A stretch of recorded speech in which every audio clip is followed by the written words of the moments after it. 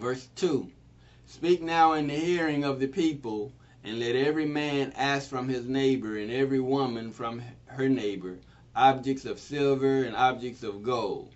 And so, when you've been released from your captivity, the people that have held you captive, they got to give you back stuff, because they've withheld a lot of stuff from you because you've been in captivity.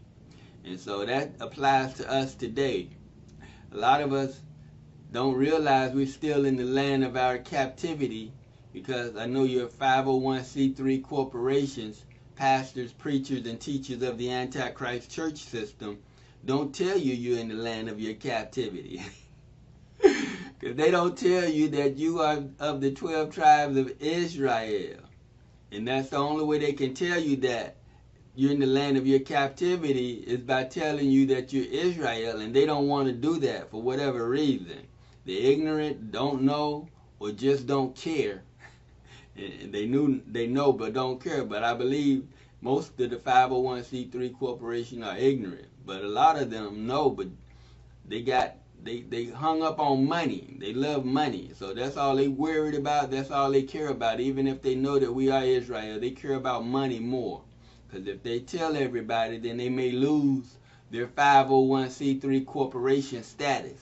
That means they lose all that money that they're getting from the government. And so they don't want to do that.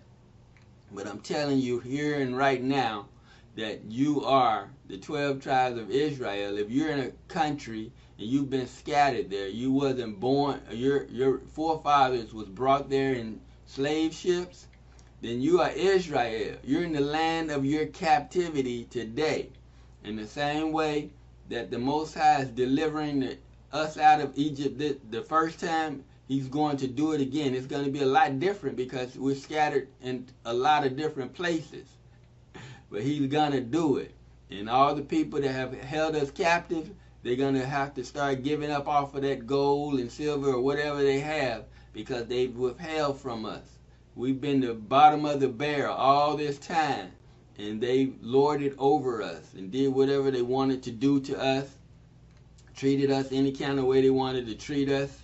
And we thought, they made us feel like we wasn't good enough.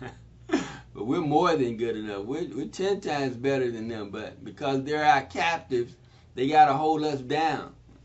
And so that's basically what's happening. That's what happened in Egypt the first time, and that's what's happening now in the land of our captivity. They holding us down because we're in the land of our captivity, and they can do whatever they want to us. And that's what they've done. Verse 3,